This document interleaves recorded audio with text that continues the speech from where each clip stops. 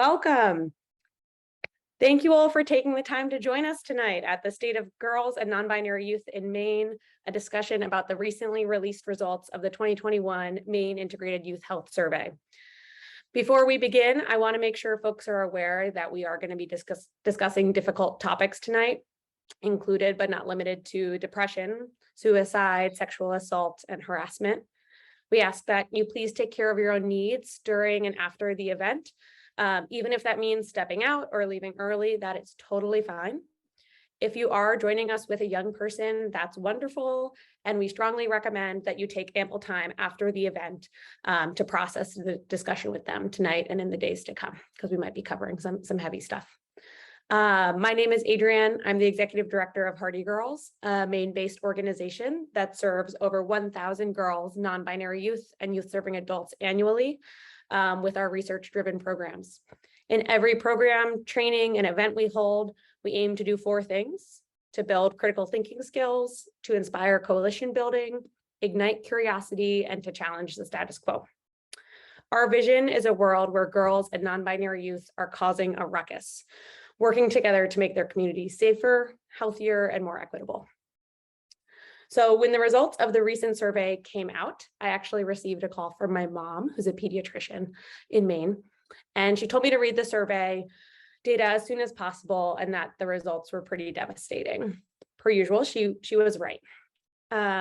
Female identifying students in Maine reported experiences of depression, suicidal thoughts, suicide attempts, and self-harm at rates at least twice those of male identifying students. And the rates are even higher for trans youth, in some cases significantly higher. Across measures of sexual violence, feelings of mattering, and online harassment, female identifying and trans students are struggling disproportionately.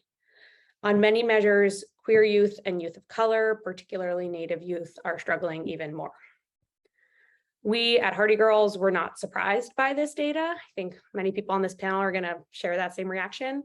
Not our staff and definitely not the young people that we partner with for our programs. But we were still angry and we were devastated.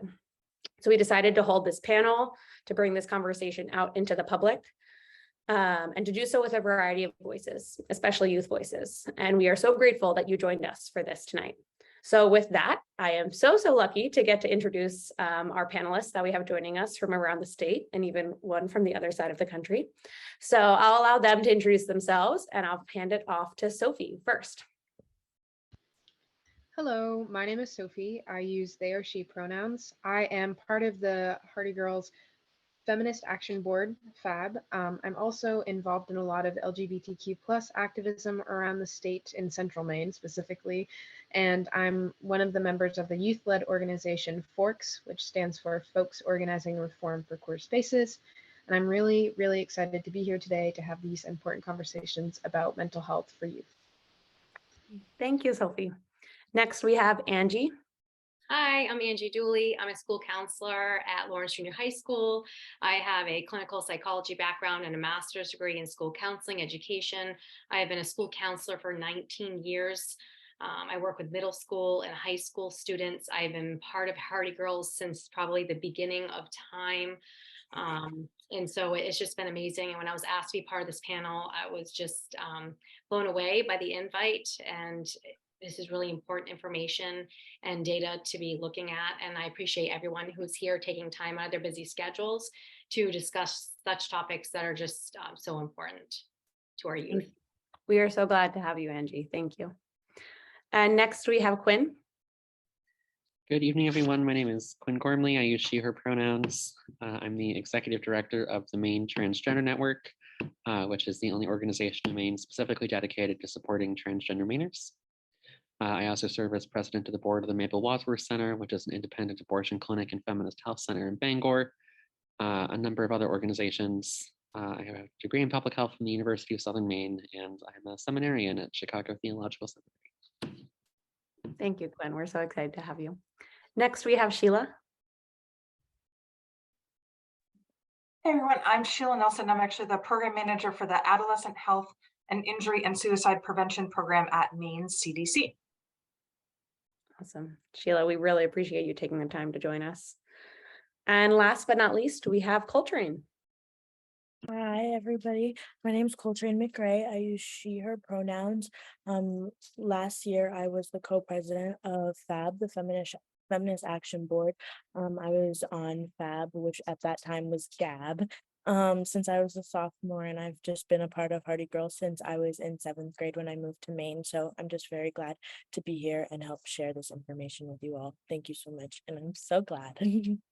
We're so glad to have you. And Coltrane is taking time out of her first year college schedule. She's a first year at ASU. So she is joining us from Arizona. It's pretty amazing. Thank you all. In just a moment, I'm going to hand the floor to Sheila to walk us through some of the survey results. But first, just a couple housekeeping things. If you have questions during the event, please feel free to add them to the chat. I'll be tracking those, and we have the last 15 or 20 minutes of the panel set aside for audience questions. I might not answer them during the event itself though, but feel free to add them to the chat when they come to you. Second, I think we're pretty good at this now in late 2022, but please keep yourself muted during the duration of the event. Next, please note that the event is being recorded. If you don't want to be recorded, you can feel free to turn your camera off, and you will have access to the recording in a link that's sent to you after the event. And finally, the official panel, the formal panel with these amazing folks ends at 8:30 p.m., but we'll be keeping the Zoom room open until 9 p.m. if anyone wants to stay around for a more informal sort of discussion. I know this can trigger a lot of thoughts and feelings, and we wanted to create some space for that, but panelists are not at all expected to stay. So with that, I think that's everything. Sheila is going to be sharing her screen. Sheila, you should have the option to do that now, and is going to take us through some of the survey results that we'll be discussing.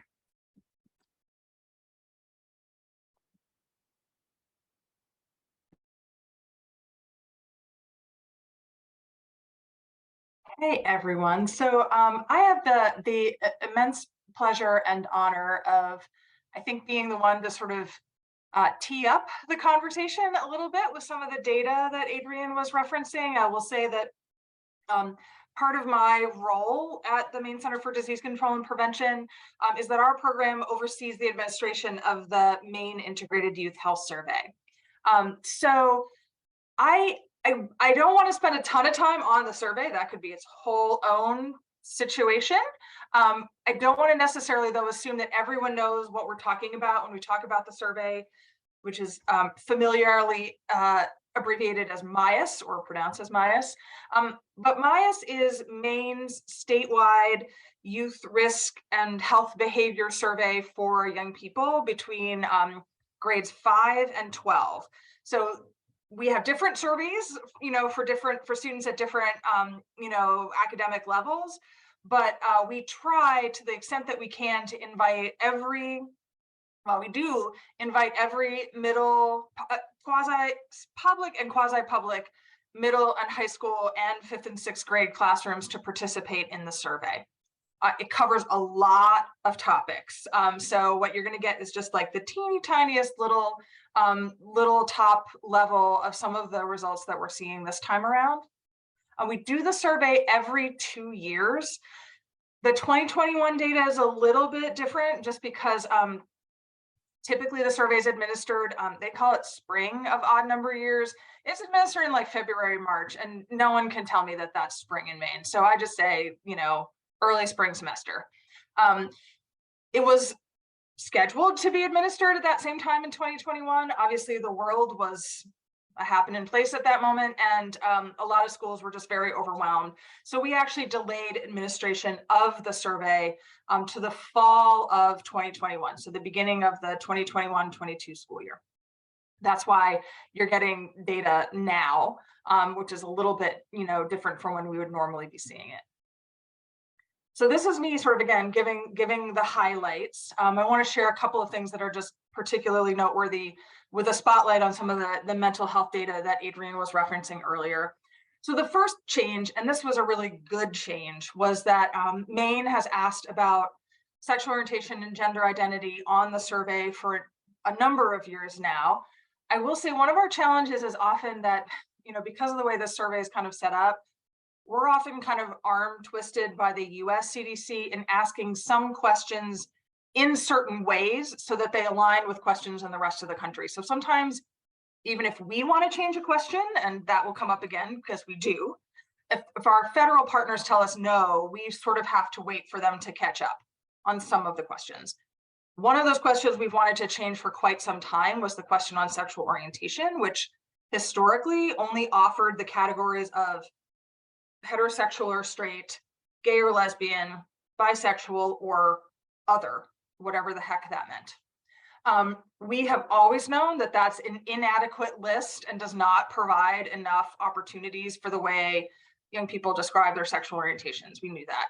So the good news in 2021, they updated that question to give another couple of answer options. So all the ones I mentioned, but also they gave the option for saying, I describe my sexuality in some other way, my sexual orientation in some other way. They gave an option for I am questioning my sexual orientation, and an option for I don't understand what this question is asking. So we have been seeing steady, sort of survey over survey increases in the number of young folks identifying as something other than straight for quite some time. We saw a big jump in 2021 from 2019. And I think that's largely because we asked a better question, in addition to other factors. So we're very excited about that. We also saw a big jump in the number of students identifying as transgender. So it would be an even bigger slice of the pie if I added in young people who said that they were questioning their gender identity. So we also really want to acknowledge we've seen some pretty significant changes in young people's identities, honestly, during the time that they're answering these questions. So I'm going to do you want to share like a little bit of good news, I guess? Which is that some of the things that we were really worried about getting worse during this COVID period, based on our survey questions, again, this doesn't mean that they didn't in some ways and in some places that maybe we're not measuring, but some things didn't look a lot terribly worse. We saw bullying go down. I think that's actually because students were not at school to be bullied. I'm not sure that it's really a success. But we did not see an increase in family violence that we thought we might see, and we didn't see an increase in the number of students reporting feeling unsafe at school. Again, these questions come with their own set of definitions or shouldn't say definitions, these are up to students' interpretation. So we can't say for sure what we're seeing here, but we didn't see some changes there. And we actually saw some significant decreases in substance use behaviors, which we sort of expected. Not sure that we as like public health preventionists want to give ourselves a huge pat on the back here, because I think some of this is probably a function of COVID in that, a lot of young people, engage in some of these behaviors socially, like with each other. And, we just didn't let young people get together very much during the period of time of this survey. So not recommending social isolation as a prevention strategy. Do recognize that this probably, again, reminds us that thinking about how to, create healthy environments for young people to engage with each other is really important and could potentially have a big impact. So that's mostly the end of the good news. Sorry about that. So here we're moving into the data that is not unexpected. We did sort of see this coming, is concerning to say the least. So we did see young people reporting more experiences, what we call sort of depressive episode symptoms. Again, we don't use that word particularly, but feeling sad or hopeless for 2 or more weeks to the extent that they stopped doing normal activities. We ask about seriously considering suicide in the past 12 months. And we ask about actually 1 or more suicide attempts in the past 12 months. And I should frame, the data I'm giving you guys is high school data. I could also give you middle school data. I just kind of had to like pick and choose a little bit. So things didn't get better, right? They got worse. We do want to sort of be really attentive to the fact, and the message that we've been sending is that they kind of got worse to the same degree of worse that they actually got worse between 2017 and 2019, right? So everyone who was like, COVID is the end of, youth mental health is, young people are struggling with their mental health just because of COVID.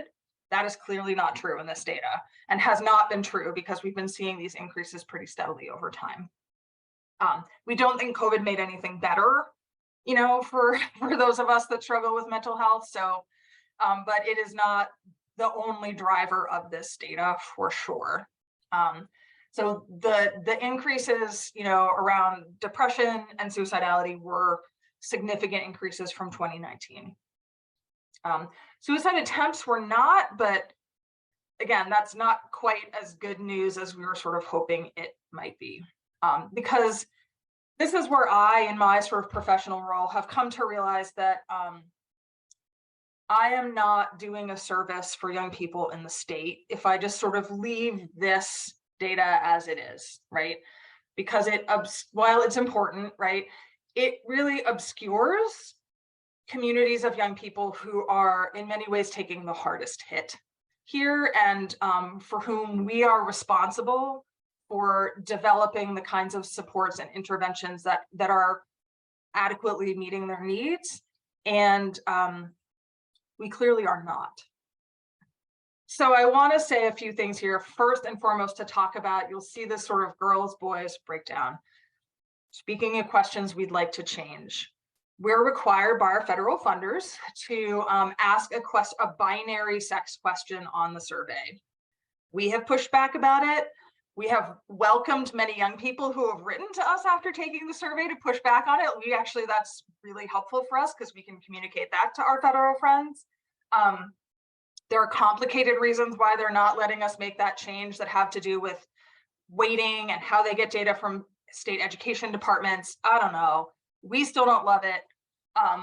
We're going to try the best we can with the next round of surveys to sort of like do a little harm reduction with it, to basically say like, we're sorry, we know this question sucks. We're going to ask about people's actual gender in just half a minute. Not actually that. Don't report me to US CDC. I'm not going to say exactly that, but that's the idea. So for these questions, we have this gender binary.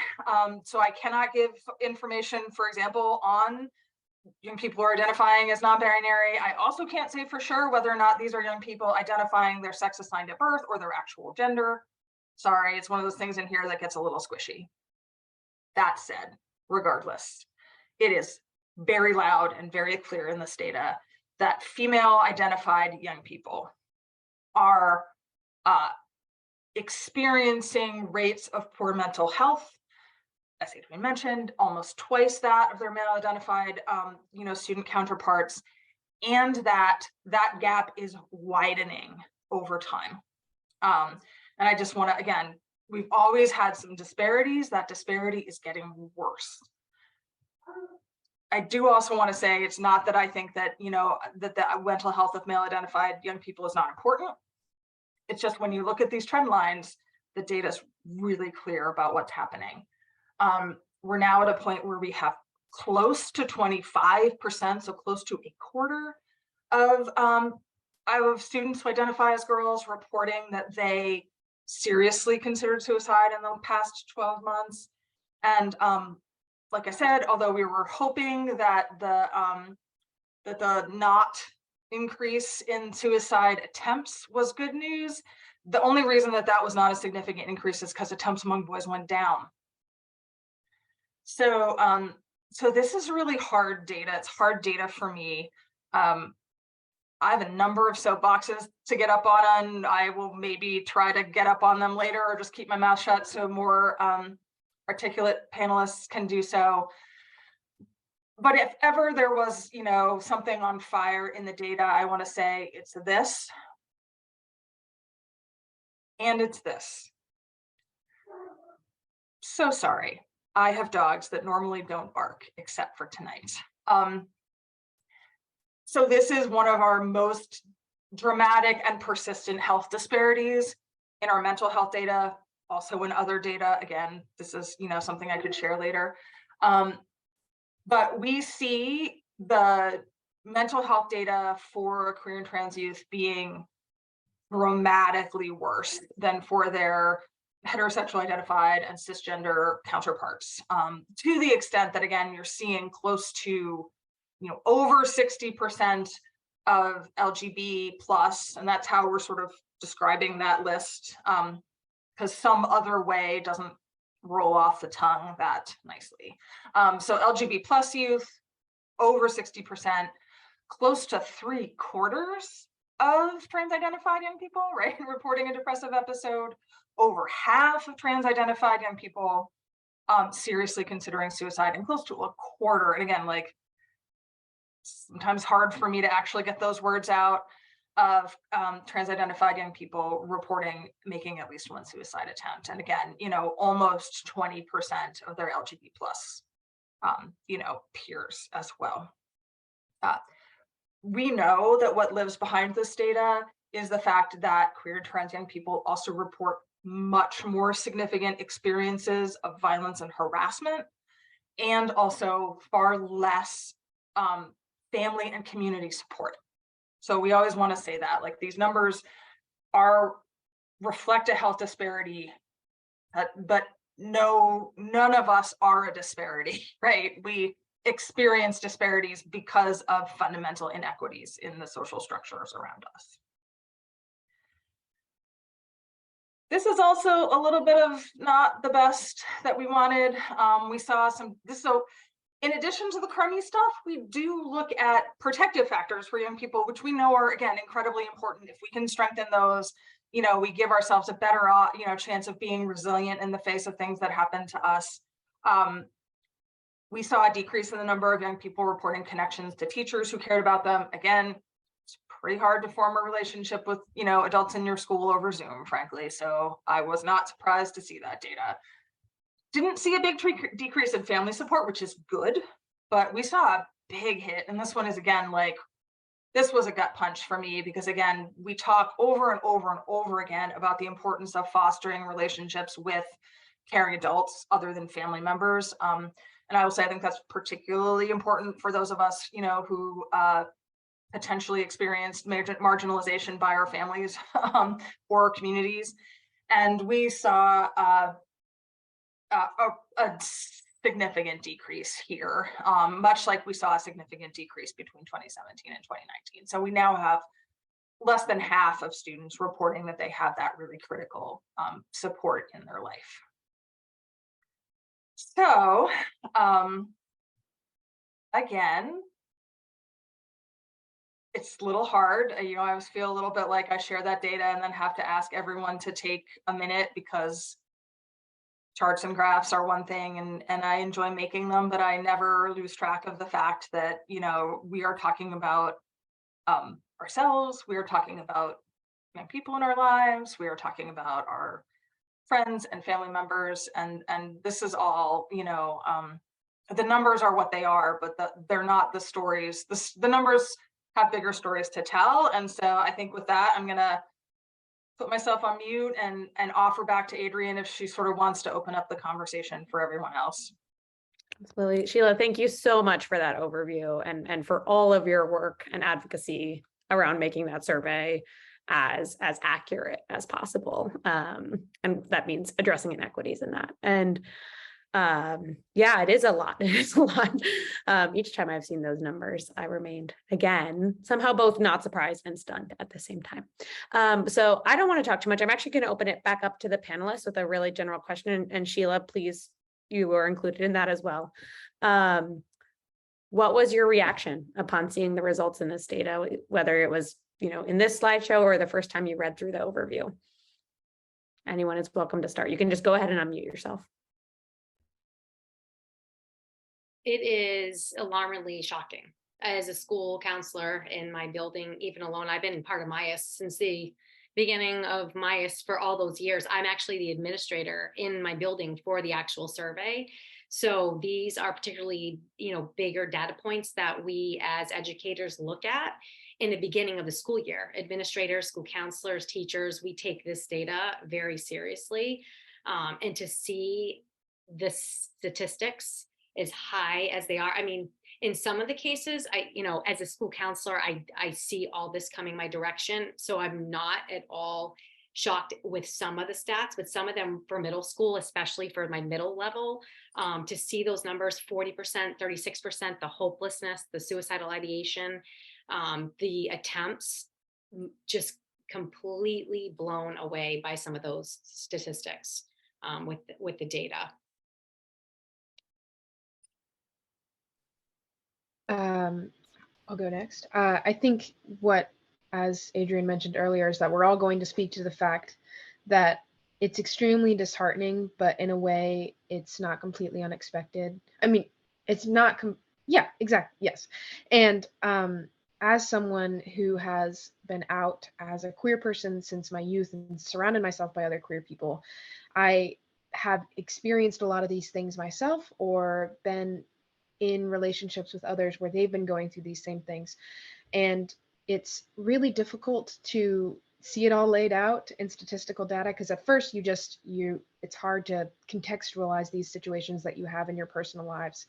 And so I think ultimately I just can speak to the sentiment of how heartbreaking it is.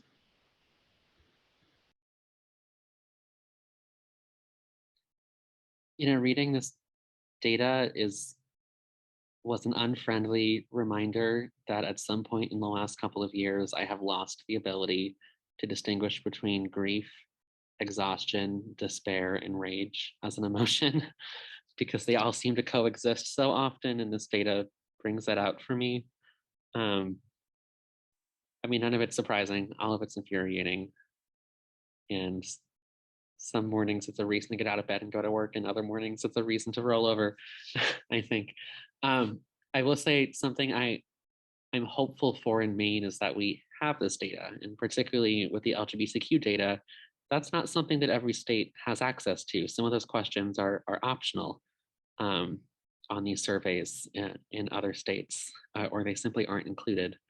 And so, that the whole thing about the first step to solving a problem is being able to acknowledge it. Well, we are farther along than a lot of the rest of the country in our ability to identify our problems.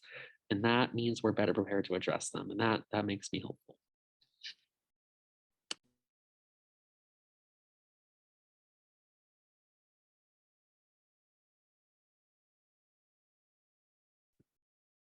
Coltrane, did you want to go? I saw you unmute yourself earlier. I don't want to take up too much of the time if we need to get onto other questions. That's why we're here, to hear what everyone has to say. I just wanted to say, like, honestly, the information isn't shocking to me at all. Like Quinn said, it's just not shocking anymore. And I know that Angie's a guidance counselor, and from her perspective, a lot of it was shocking. But from a person who just graduated, I wasn't shocked at all when I saw it. I mean, I lived it. Like, I saw people's faces. I saw people walking around the halls. I saw the attendance drop. I saw the kids who didn't make it to graduation. Like, I watched it all happen. I watched these people struggle silently or outwardly and still not receive the help that they needed. So by like just reading them and looking over it was just like, yeah, not really a shock here. Like, this is so sad, but I'm not shocked that this is the data that we're seeing, or this is the data that we have, because like my responses are a part of that survey. Like, I was still in high school when that survey was done. So I know exactly what is being talked about. Yeah. Yeah, I mean, and I'll just add one thing, which is that, like, I think I spun that wheel this time around and did probably land on rage. This, I don't know if that's okay to say, but or at least maybe extreme frustration, right? As somebody who is tasked as a public health person with in the best case scenario, taking sort of research and evidence and information from people who should have it, and turning it around and translating it and offering it to folks who are going to do good with it in the world.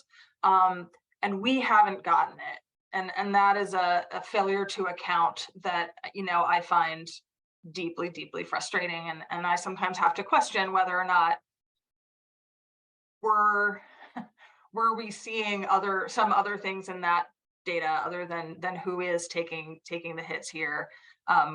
Would action be faster and more powerful? And I have theories about that, but the frustration is real across the board. Rage, I would say, is very real, and potentially the essential political emotion. The big question here, and I just no wrong or right answers. First reaction to this: what are some of the factors that you think are contributing to these gender disparities and these disparities between queer students and cisgender and straight students? Again, no wrong answers. And if you have the full answer, then you'll probably solve everything. But I often sit back and take a whole greater look at communities and socioeconomic status sometimes as being one of those factors that I think, plays a big, part in that. I think also another aspect is just the way that mental illness and mental health are talked about in our communities. I think we've seen a lot of growth in the way that youth are able to be open about these things. And part of that makes me wonder, does this increased openness in the community lead to these uptakes? Because more people are able to understand what they're going through and are feeling more comfortable to admit these things. But I think overall, there's still this inherent stigma against anyone who doesn't fit into the patriarchal norm or into any sort of norm, talking about mental health, talking about violence they've experienced, talking about any hardship they've experienced. And there's a lot of suppression of voices that have experienced these things. And I think just this consistent pattern doesn't let us improve anything. And that's why we see the constant declines in mental health. Culture loves cisgender, white, straight men. And the farther you are from that definition, the more stigma you're going to deal with and the worse your outcomes are going to be. One of the reasons why I think talking about, queer and trans liberation within a feminist movement is because queer and trans people tend to be among the farthest, particularly when we're also BIPOC. From that definition, and therefore the greater acceptance of our community tends to translate into a greater valuing of gender diversity as a whole, and that improves outcomes. I think also in particular, we stigmatize and devalue femininity and femaleness, and if you are in any way associated with that, you're systemically devalued, and I think we need to be building a world that loves that part of the human experience. Anyone want to add on to that? Can I make another comment? Absolutely. I think also I wanted to speak to what Quinn mentioned about a lot of queer and trans youth kind of disproportionately experiencing hardship. And just from a firsthand point of view, last year, as someone who is very active within activism within my school and as an unapologetic queer person, I felt as though, and likely due to some of the overwhelmingly large focus on queer and trans people in the political lens right now, which is infuriating. I saw this really upsetting uptake in friends experiencing physical violence, assault, myself experiencing verbal harassment. And I think just this strange recent putting of queer and trans youth into the spotlight within the political world has led to a lot of us experiencing the hardships from that as students, as youth, and as adults. And I think that ultimately contributes a lot because your external environment can create a lot of impact on your internal emotional and mental environment.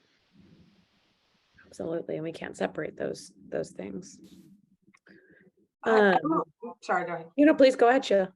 No, I was just going to also throw out again, we try to the extent that we can, it's a giant pot of data to really be looking at what's lining up with each other, and I do think it's really important again to say that that female identified students, queer and trans students, again, are all consistently reporting, again, higher levels of sexual violence, higher levels of relationship violence, less value to their communities, perceiving they matter less to the people around them, both again LGBT young people and girls reporting that less than cisgender students and male identified students, that is always, that's lived in the data for quite some time, and it's important to acknowledge it. The thing that we're wrestling with a little bit is that some of that isn't new, although I think, again, it sort of has a continual wear cycle on us. But because it hasn't changed as dramatically as we have seen that gap change, there is a missing something, and we are not, it's difficult to tell from just the numbers alone what that thing is that is, you know, making that curve go so dramatically, you know, disparate. Yeah. This is generally the theme of this discussion, so we'll keep adding on to these conversations of what are the factors that are going into this and what do we do about it. I have a question for Coltrane specifically, and then like I said before everyone else joined, panelists, please feel free to add on your thoughts or any other questions you have. I don't have to be the only one asking questions. And so Coltrane, as a member of FAB last year, you created a workshop with a co-facilitator and presented a workshop for 4th through 8th graders at our BU Boldly conferences that we hold every spring, and you chose to do it on mental health. I was wondering if you could talk a little bit about that experience. Like, why did you choose the topic? What was it like? What was it like to talk to middle schoolers about this and have it come from a high schooler? Sharing any experiences is helpful. Well, to start off, my friend Maeve and I, who I'm so very close with now, we decided to work on mental health. That was something that we actually bonded over in FAB. Like when we first joined FAB, we were one of very, very few sophomores. So we kind of confided in each other and we started forming a bond that lasted all the way through FAB and on. But we decided that we wanted to do mental health because that's something that both of us really struggle with, and we felt like it wasn't really approached properly in schools, or when it was talked about, there wasn't anybody who could really necessarily relate to the experiences that we had, or like even if they did, it was teachers, so you didn't always feel comfortable with sharing how you were truly feeling. And when we first started looking on how we wanted to approach it and do the workshop, we actually were going to do it for just like 7th and 8th graders, maybe 6th graders, but we weren't sure just because it is a very heavy topic. And, you know, at these conferences, we don't want to do anything to get us in trouble, Adrienne in trouble, nothing. So we weren't sure about that. But then we decided maybe we can do 4th to 8th, and we can put a note if parents don't want their students, their children involved, they can be the ones to say no. But if their child feels like they want to do this, then I feel like we should give them that option. And so that's what we did. And I'm very thankful that we did, because going into what I learned, mental health isn't just a high school thing. It's not just a college thing. It is quite literally just so many people that we might not even think understand what mental health means, but there are 4th graders telling me that they've considered suicide. And it's like, trust girl, me too, but we can't. We got to be in it for the long haul. Like we got to get that diploma. We have to prove to the world that we are something special and can take this world by storm, even if people don't believe that we can. It's just so eye-opening that so many people struggle, so many young people, and I'm young myself. Like I just turned 18 a few months ago, but 10-year-olds, 9-year-olds, just so sad and not sure what to do. And they go to their parents, and their parents are like, no worries, like you'll be fine in a month, you'll be fine in a year. Like, okay, yeah, they might be fine in a year, but you don't want to be the parent who pushes their child off and doesn't claim to hear their child and doesn't listen to what their child is actively telling them, because you might think they're not old enough to understand it. But if they're telling you that they're feeling it, they understand it and they know what they're feeling. They know that they're sad. They know that they don't feel good in their own skin. Like they understand it. And just by pushing it away and turning a blind eye to it, it just makes it worse for your child.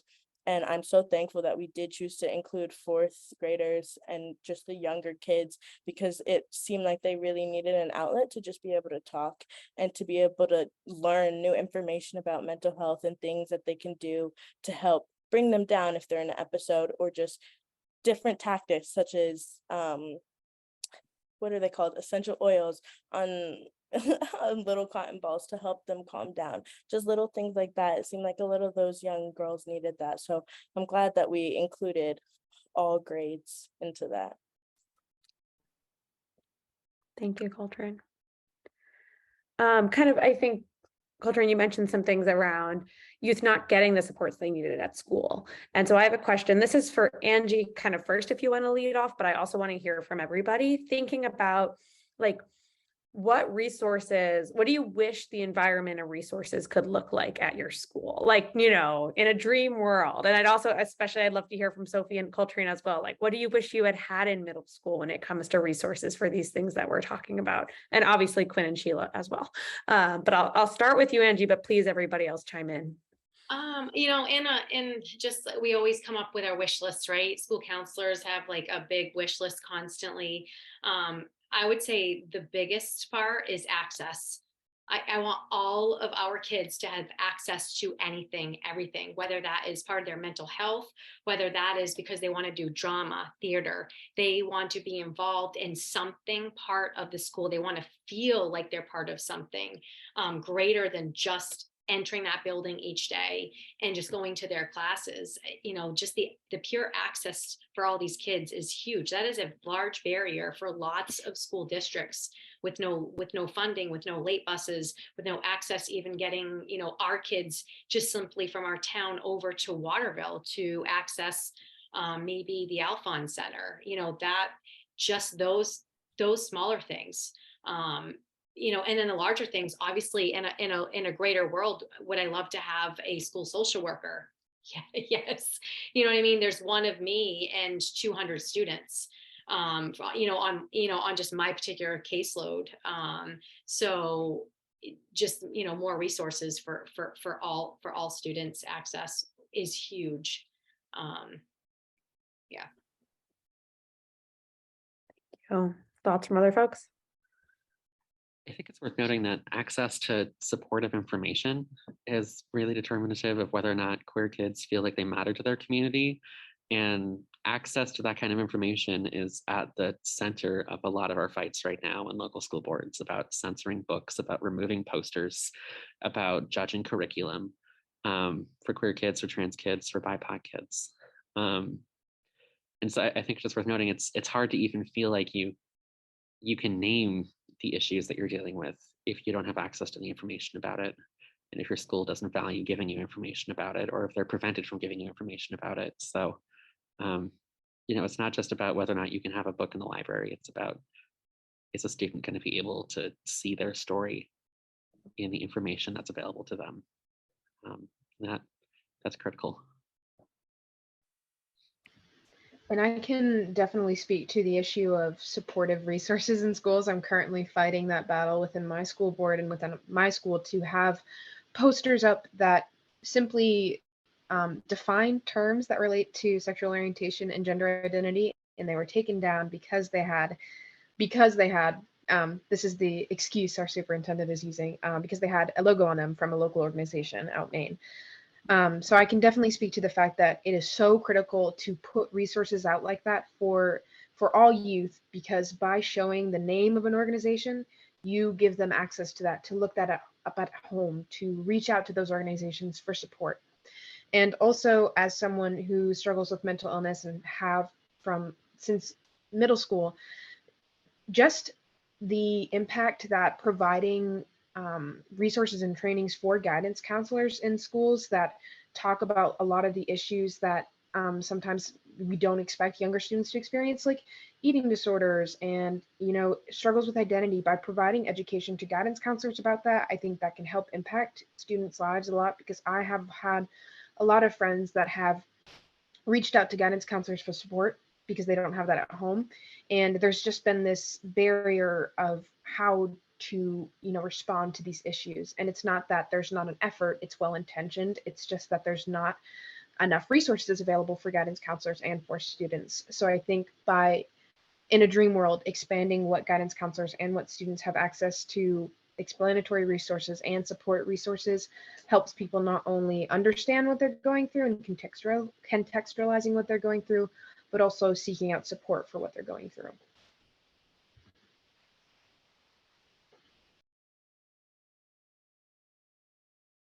Any other thoughts on what dream resources would look like in a school?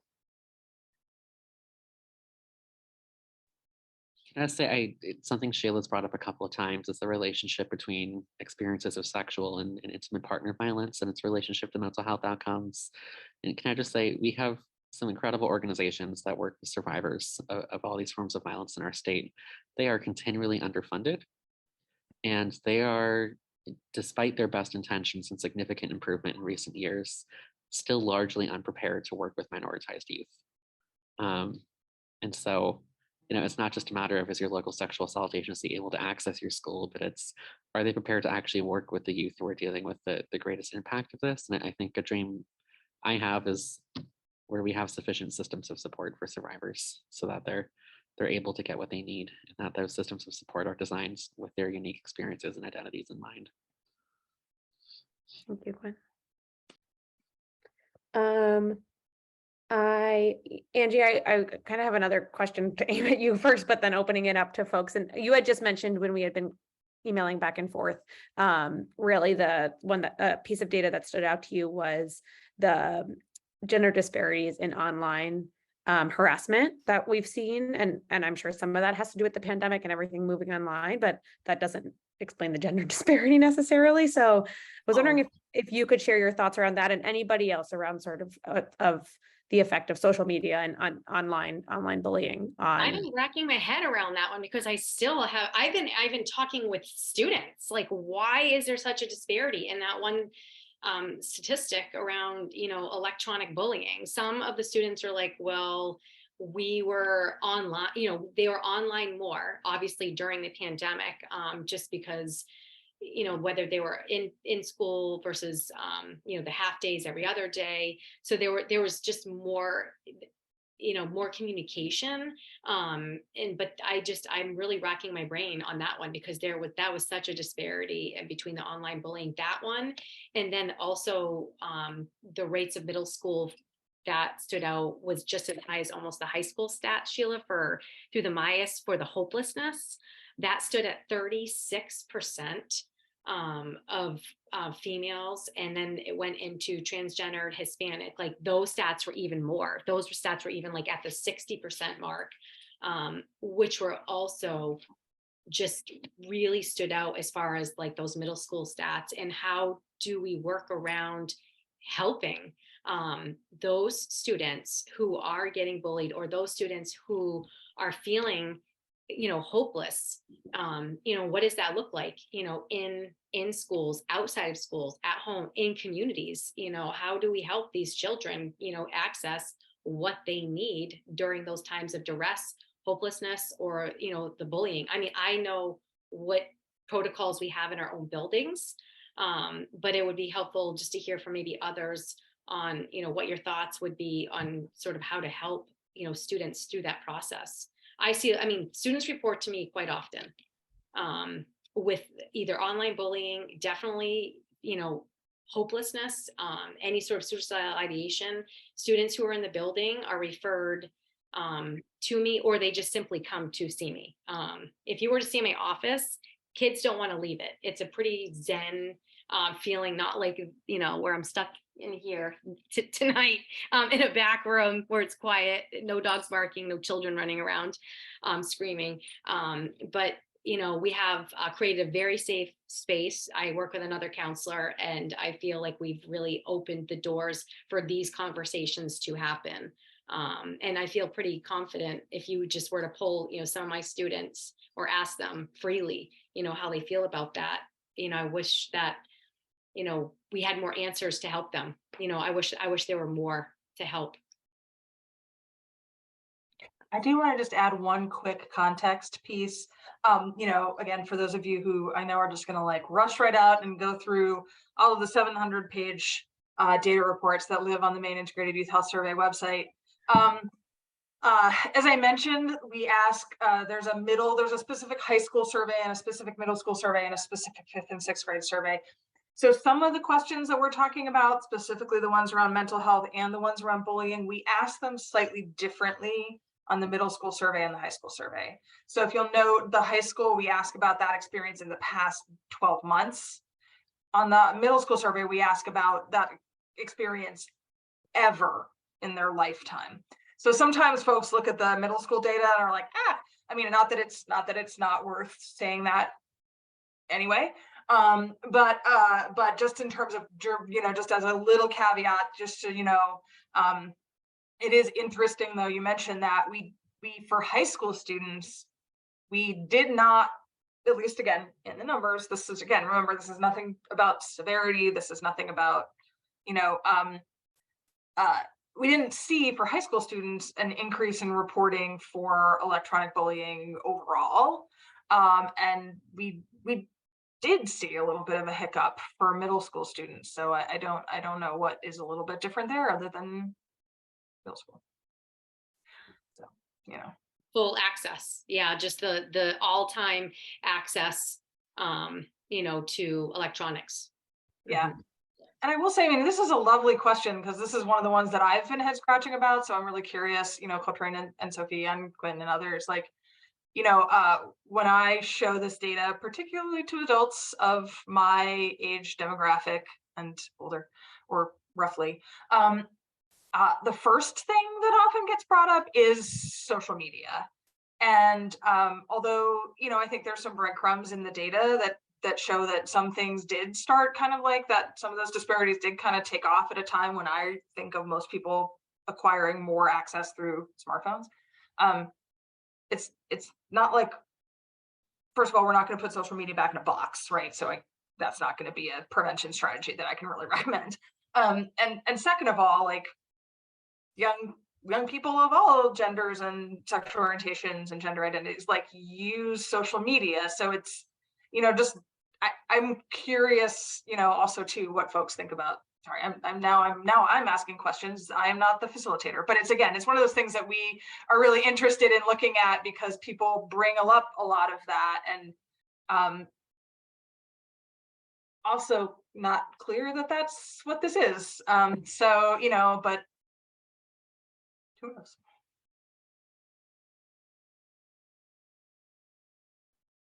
So Sophie or Coltrane, if you do have anything to add on this around sort of online, the online harassment. I know I taught when I am in middle schools running our training institute workshops. I know when our MIYHS volunteers are running coalition groups, they talk about this and hear about it all the time. And so I'd love to hear your thoughts as somebody in high school and recently in high school or middle school. Coltrane, do you want to go first? I saw you unmute earlier. I was just, all I was gonna say is just like, especially through getting to bring the conferences back, it's a lot of interacting with kids who are much younger than you. And even if it's not much younger than you, it's, oh, I was literally just in 8th grade 5 seconds ago. And so you get to see the difference between high school and middle school. And obviously kids in high school, they're still growing, they're still maturing, but teenagers, like little tweens, once you hit 13, you think you know everything, and you really don't. And all of these kids who think that they know everything, they now have access to social media. And we had access to social media, but we were watching these little TV shows, and all these people were on little things where you could just send a message and it would take forever. You know, now you all these 12-year-olds have Instagram. I didn't have Instagram at 12. Like, they all have access to Instagram and Snapchat, which the message sends and it deletes right after you send it. And all these kids are just like, oh, it doesn't mean anything. And they're obviously, their brain is still processing and still learning what is correct and what's not. But in COVID, I think kids my age, we just got tired. Like, what was the point of making other people feel bad about themselves when we quite literally were locked down with only ourselves?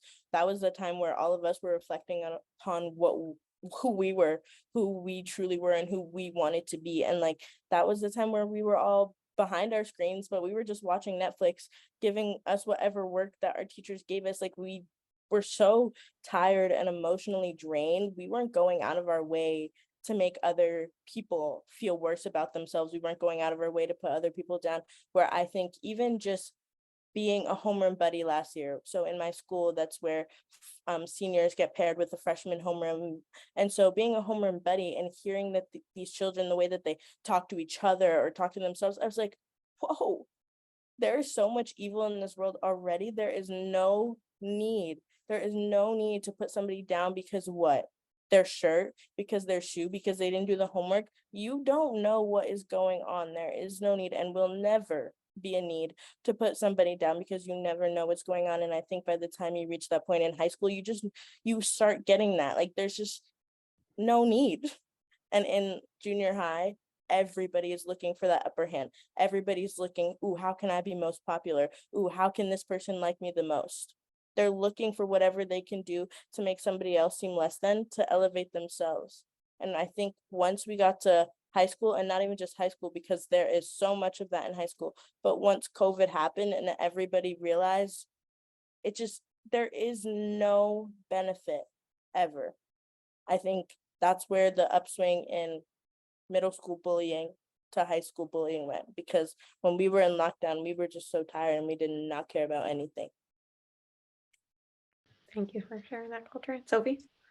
Yeah, something that I wanted to mention that Sheila kind of brought up was the issue of like social media is the crux of all of this. And yes, it exacerbates a lot of virtual bullying. But my little sister, when she was in elementary school, was getting bullied on Google Docs.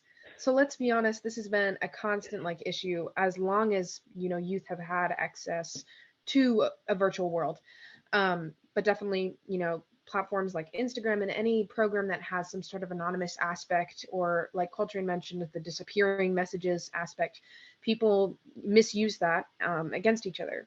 And something that I wanted to mention is that I think another way that social media access impacts the amount of harassment we're seeing is that, you know, on social media, there's like this positive movement of, you know, body confidence and, you know, showing who you are and being proud of yourself.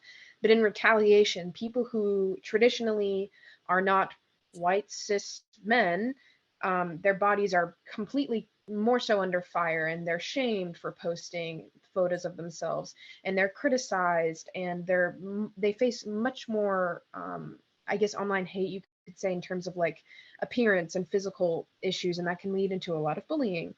And so I think that ultimately, like everything, it ties back into that systemic issue of women and queer people and BIPOC people being seen as okay to shame because they're not the majority. And I think that leads to a lot of issues. And then in middle school, you are still learning how to be a social human being. Nobody likes middle school. And I think a lot of people end up taking that out in each other, like Coltrane mentioned. You don't understand how to navigate social bounds, and you don't understand what it feels like to hear those things in response. So you don't understand that by saying these things, you're hurting someone in a way that could impact you. And this also kind of brings me back to what people were saying about resources for youth in middle school. I remember we had a digital safety unit and in middle school, and they talked about like nudes and how those are permanent, and we talked about bullying, etc. And you know, as a middle schooler, I was like, whoa, that's crazy. I had no idea. And it's just because a lot of the time we don't have context. So I think by talking about these things more actively with middle schoolers and younger students about the impact of virtual media and about the impact of bullying, though we are seeing lots of conversations like that, but focusing on the way that the internet is not as anonymous as people believe, I think that we could try to combat those statistics. And just piggybacking off of what Sophie said, and just a little bit more of what I was saying, in junior high, like it is where we start learning the fundamentals, the basics before we go into high school. Because I only had to deal with, thank goodness, only 1 year of the junior high kids who got shut down when they were in junior high. They missed so much of that developmental time period of being in person, between getting reprimanded by teachers, learning things properly, just like the social cues, you can tell just aren't fully there coming into high school. Why are we fighting at 7 a.m? Like there just isn't a need, and they missed a lot of that in junior high. So then coming to high school and everybody's like, no, like we don't do that. And it's just like, okay, well, the last time I was in real people's school, I was literally in 6th grade. So what do you mean? And now they're in 9th grade. And sooner enough, we're having to be applying to colleges. So I think there was just a huge jump in time. Because I went into COVID as a sophomore. And before I knew it, I was walking across the stage. And now I'm in Arizona. So it just, there was a lot of time that they missed. And I think that definitely had to do with those statistics. Yeah. I have But one. Oh, sorry, I was Go just ahead, gonna Sheila. add briefly to that too, also just like from the like shared collective responsibility perspective. I mean, you know, you saw that our data between 2017 and 2019 wasn't the greatest either. And when people were sort of asking me some questions, I was like, I think it's possibly because as adults, especially as of recently, we are basically the collective worst, right? Like we did not, as adult human beings that I was interacting with, show up well for the world over the past, you know, 2 to 5 years, I would say. So I think that's the other piece too. I mean, it's like, yeah, I'm totally Coltrane and Sophie, like, yeah, I absolutely agree with you. And I love that you're like, when you just said like the difference between 6th grade and 9th grade, like I've tried my best to block it out, but like just the idea of like basically going from one to the other with nothing in between, like I cannot, that is boggling to me, frankly. Like that's astounding. But I also know that, you know, like as adults, we were making some really wretched choices too, and reflecting those to everybody of all ages, and it wasn't good. We didn't do well for the world or anybody in it. Yeah. I don't mean we, I don't mean like all of, I don't mean us, I don't mean us. I mean, again, sorry, that sounded really harsh and judgy. Not we, But we, yes, no, the and collective, the royal we humans on the planet in mass. We, sorry, that really did sound mean. No, not us. that's So you are fine. And I actually segues really nicely into this next question, which I'm going to ask Coltrane and Sophie to answer first, but I would love to hear from anybody else. So as Coltrane and Sophie know, and I think most everyone here knows, a really important part of Hardy Girls' approach to working with young people is supporting with them and partnering with them to challenge the status quo and to take action on social change. That we think that's really, really important. So I'm curious, both of you who have been advocates, who have been activists, whether it was with Hardy Girls or with, you know, on your own or whatever, how does taking part in activism and advocacy as a young person, right, in a world that normally tells young people they don't have any power, like how did that and how does that affect your well-being, your sense of your sense of mattering or your mental health, if it does?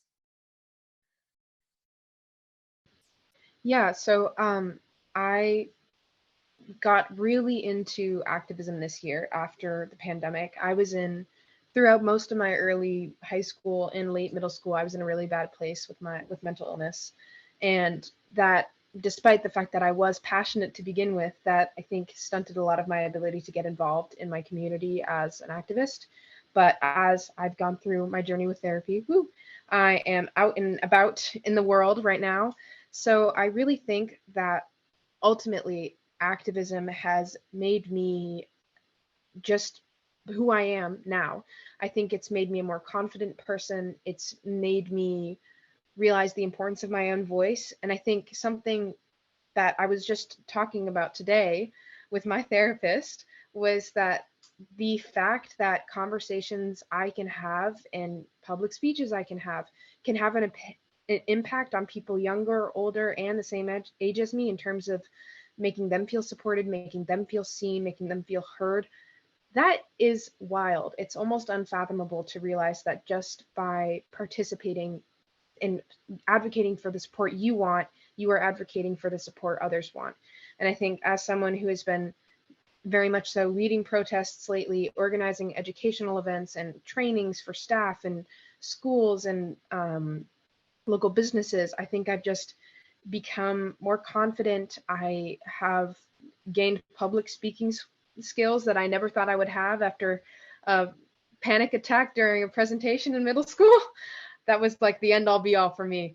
But I think I've just learned how to appreciate the impact that fellow people can have on each other. And I just feel like I'm a better person because of the connections I've made and the people I've met and the things that I've learned. I think you are an active learner as an activist, and there's nothing more powerful than continuously learning.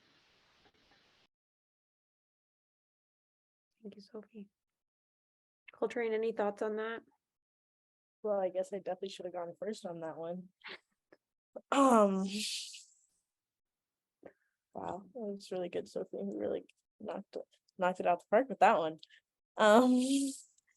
But just piggybacking off what Sophie said, I think the first moment that I really like got into activism was when everything with George Floyd happened, and I had watched the video, and my parents didn't know I had watched the video, and my mom did not want me to watch the video. She was like, come out, make sure she does not watch the video, make sure she can't watch the video, do not let her, because like I already hate guns, like I no and I'd already watched it, and she was at work, and I called her, I was like crying, I was like, Mom, why do they hate us? Like why do they hate us? I didn't do anything, like, but they hate us so much. And like obviously this was at a time where multiple killings had happened, but George Floyd, I feel like, was the like most pronounced one that everybody was like, whoa, because like that's when all of the change movements really started happening.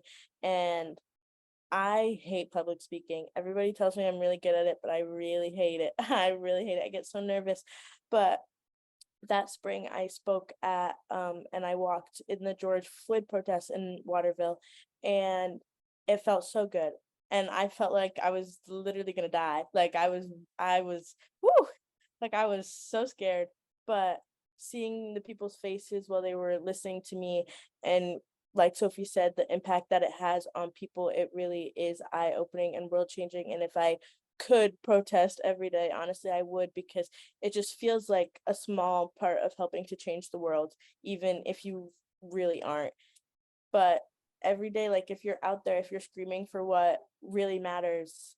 And when I went to a protest right before I moved in June, after the abortion, with all abortion and everything, I went to a protest in Augusta, and I was talking to one of the radio stations, and one thing that I said that like just has stuck in my head for forever is, as much as I love the people on here, like the people my age, like we're gonna be the people living in this world for a long time, and like the world that we're living in is the world that we need to create, because right now it's not the world that we want to live in, and right now it's a bunch of old white men who keep changing these policies that are putting us more and more into a box, and it's like really heartbreaking. And when all these old white men are when they're all gone, we're going to be the ones here dealing with what they created for us. So we're the ones who need to be out in the road screaming for what's right and for the world that we want to live in when, again, they're gone.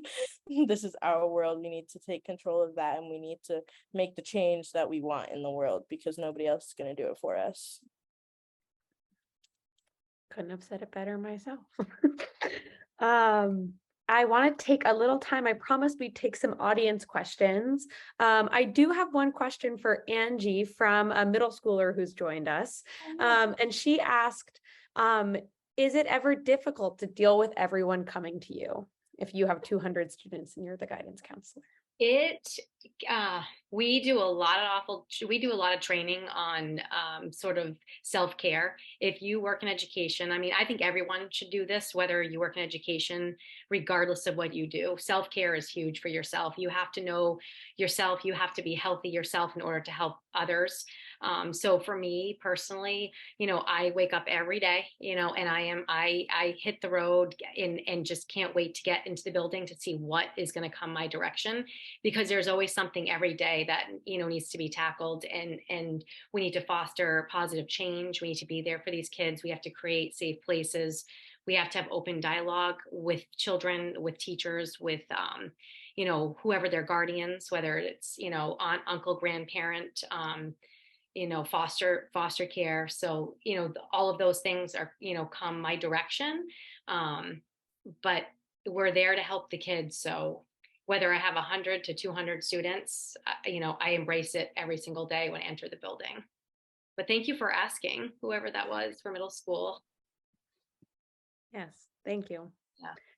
And thank you for that response. If there are any other questions from folks in the audience, now's the time to put them in the chat. I have a million more questions to ask the panelists, but I want to give a little time to the audience. Coltrane, I don't know if you can read that, but Becca says, don't ever doubt the impact your passion and advocacy has on making real change in the world. Retweet that. While others are writing in all of their questions for everyone else who is more eloquent than me, I just did notice that early on there was a quick question in the chat about whether or not the survey is administered across the whole state, and the answer is yes, it is. We do release data on, at the county level and the public health district level. There's a little bit of a delay this year. It's complicated and statistically boring, but that will be up shortly. I will say the sort of first and foremost responsibility of myself and my team is to the confidentiality of students who take this survey. And so in some counties where we may have somewhat smaller numbers of students reporting, sometimes we don't release all of the data. And that has to do with the fact that if we have very small numbers, then either we can't guarantee student privacy or we can't say with certainty that the numbers we're presenting are an accurate representation of all students, right? If the numbers are too low. So boring statistical interlude while people come up with better questions than I have. That's really helpful, Sheila. Thank you. If we don't have any other audience questions right now, I have a question for Quinn, and I also, per usual, want other folks to chime in. You can. What was that, Coltrane? I can't hear you. There are questions coming in. There are questions. When there are questions like rolling in. Oh, perfect. Okay, I just saw that one come in. Let me ask Quinn this question. Well, it's not exactly a quick question, and then we'll go into that one. Amy, we'll get yours. But Quinn,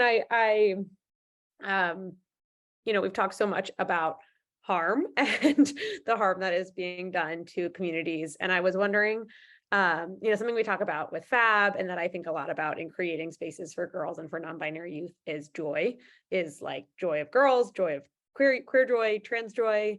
And I was wondering if you could talk a little bit about, the work Maine TransNet does around creating spaces for trans joy and queer joy, and what does that do, right? Because I think it's pretty massive.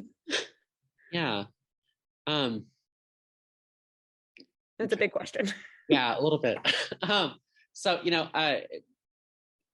we've been looking at this data for a couple rounds around sexual violence and suicide, and we see this data borne out also in surveys of adults as well. And so we did our own survey back in 2021 of adult trans people in Maine, and we asked a lot of questions about sexual violence and suicide, but we sort of lined up those experiences against major and common transition milestones, like disclosing your trans status to someone and socially transitioning and changing your name and all that. And what we found is we expected this with suicide. We didn't expect this with sexual violence, but it showed up with sexual violence as well, is that sort of the more milestones of transition that people checked off, the less likely it was that they had a recent experience of a suicide attempt or sexual violence, and their mental health measures and metrics that we used also were substantially improved.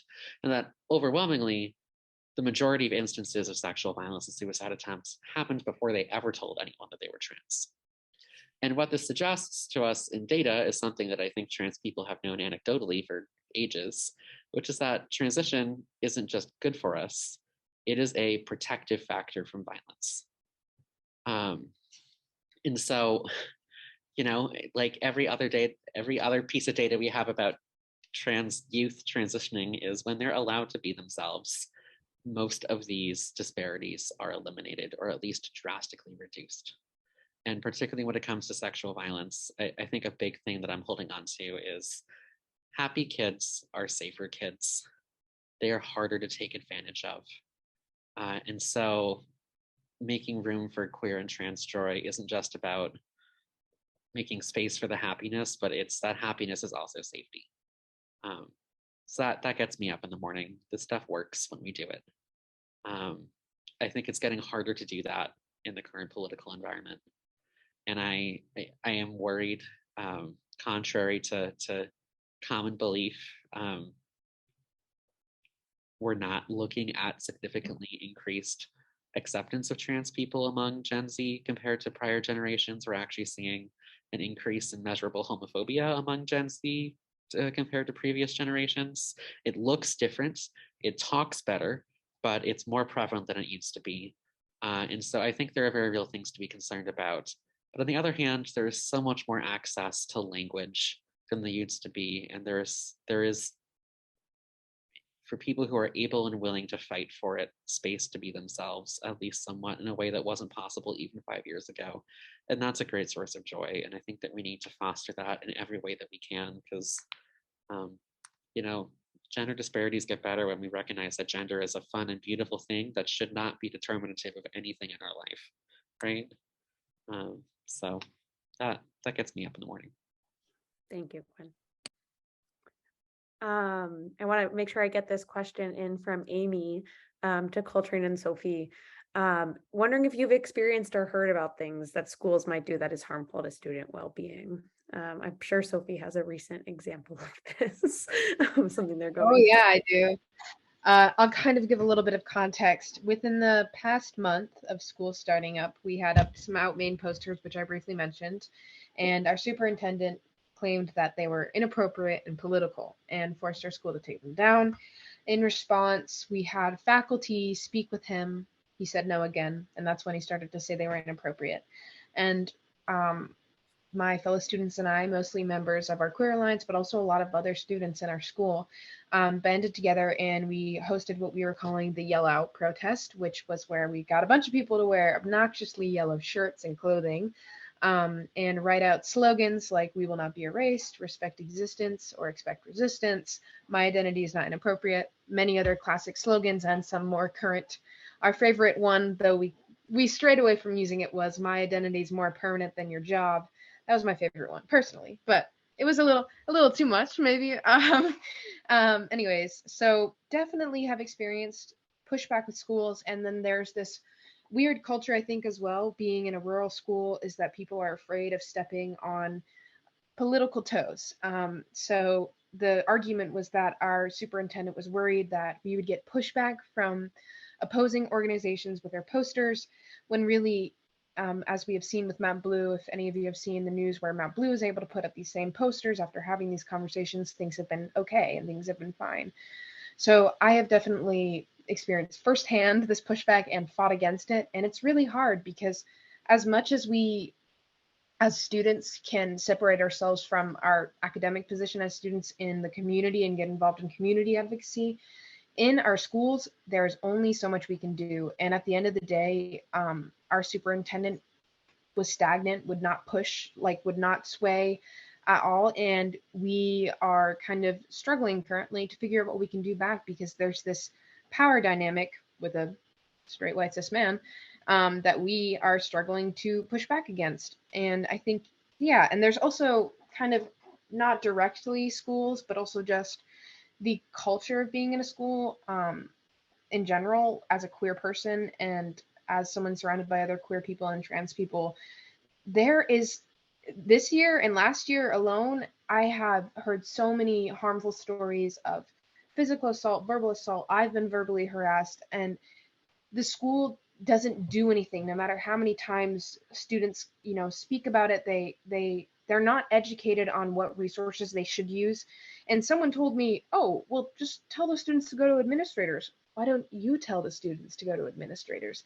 Tell us where to go when these issues are happening, because they don't open that up. People go to guidance because they think, hey, this is the safe space, and this is where I'll be able to talk about my issues and I need help. Students don't know that they can go to the administrators to talk about these things. And sometimes when they do, nothing happens. So yeah, I definitely feel like there currently, and always has been, a lot of issues with schools not prioritizing the well-being of students over the image of the school in the public eye. Coltrane, I saw you having some strong reactions to that. Anything to add? Yeah, Maybe. maybe just a little. I mean, okay, it's obvious I'm Black, not white, love to you all, but I'm not white. I never will be white. That's one thing I can never change about myself.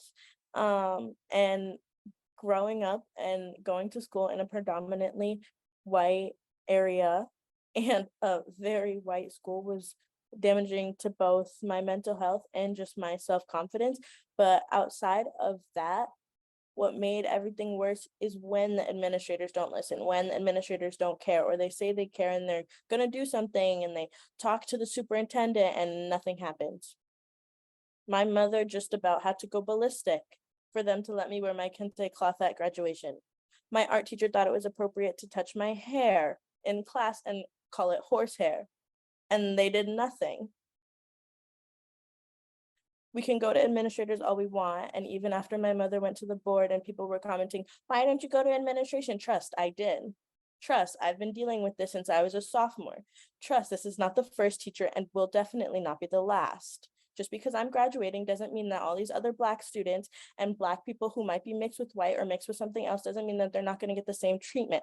And because they might not have the support systems I had, thankfully, like my parents, they're not going to have confidence to go to the guidance counselor or to administration, because what's going to happen, they're going to get shut down and they're going to get looked at in their face and tell them that they're wrong. How are you going to look at me in my face and tell me that I'm wrong when I know that my teacher should not be making these comments to me?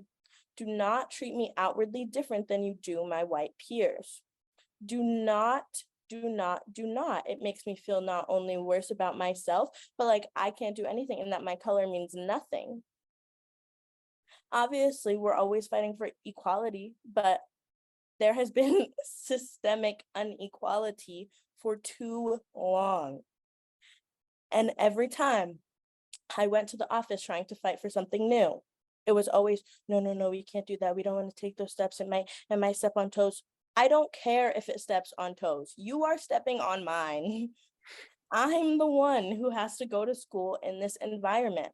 As a student, I'm supposed to feel safe walking into this building. And if I don't, that's a you problem. It's a you problem you need to fix, which the administration rarely ever does. And until they're called out time and time again, they're not going to fix their backwards standards. And it needs to change. That's all. Thank you, Coltrane. Thank you, Sophie. Thank you, Angie. Thank you, Sheila. Thank you, Quinn. That actually takes us right up to the end of our panel. I cannot thank each and every one of you enough for joining us and lending your time and your experience and your expertise to this panel. You are so appreciated and you are so loved. I feel like we've heard a lot about the importance of listening to young people, right? And adults, what we can do as adults. Sometimes I think of myself as an adult, sometimes as a young person, but what we can do as adults to be actually allies to youth, right? And young people often know what the solution is, right? And they are working for a solution. So how can we be listening to that, especially when we look at data like this and we are looking to create interventions and we're looking to create programs that support them? How can we be listening to young people and centering their voices in this? We're so lucky to have Sophie and Coltrane join us tonight. And I feel so lucky that every day I get to work with young people like this who have so much to say, and hopefully we can create environments that allow them to make change in their world. I'm sure folks are probably wondering, well, what now? This was a great conversation, but what now? You're welcome to stay until 9 and we can keep talking about that. I do want to let folks know that we are going to be putting together a list of resources of organizations and direct service providers around these issues of mental health, sexual assault and violence, and survivor resources that will go out in the next week or so. And that will also be on the URL that you registered at, hghw.org/stateofgirls, the dashes. And so that I want to make sure people have access to that. But that is in a lot of ways a Band-Aid solution and not a dig at Band-Aids. But I think what I hope we take from this conversation is that so many of the issues that we've talked about, the disparities, stem from really, really deeply embedded systems and ways of thought in our communities and in our society. And at Hardy Girls, we say a lot, we don't fix the young person when they're struggling or there's not something wrong with them. We change the environment. And better yet, we create ways to let young people change their environment themselves, because we know that young people have solutions. And so I hope that as we go about, I know we have folks from all different sort of walks of life and backgrounds and professional backgrounds. We are thinking about how are we creating spaces for young people, especially girls and non-binary youth and trans youth and BIPOC youth, to create solutions, right? And really being adult allies to them. If you want to learn more about Hardy Girls, if this was your first time doing any Hardy Girls events, you can visit us at hghw.org. You can also find us on Facebook, Instagram, and TikTok. Maine TransNet is mainetrans.net. Is that correct, Quinn? Awesome. And they are also on Instagram and Facebook. Are you on TikTok? Ish. Yeah. I mean, I'd say we're ish as well. We're working on our TikTok presence. TikTok. Fab is on TikTok. I do repeat, Fab is definitely on TikTok. Yes, and Fab is on Instagram as well. If you want to follow folks like Sophie and Coltrane, they are at Fab, FAB Presents. Also wouldn't be doing my job if I didn't let you know that you can make a gift to support our work if you care about what Hardy Girls is doing at hdhw.org, same at maintrans.net. Additionally, I wanted to let the adults in the room know that we have an upcoming online workshop for parents, caregivers, and youth serving adults. It's going to be on December 1st on creating hardiness zones for girls and non-binary youth. That registration link will be live in the next week as well, and you'll receive that in the email with the resources if that's something you're interested in.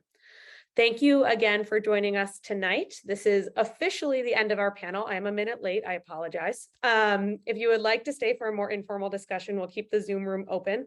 But thank you, thank you, thank you. I look like we have so many thank yous in the chat. So panelists, I hope you get a chance to read that. We are so grateful for your time. And thank you attendees for joining.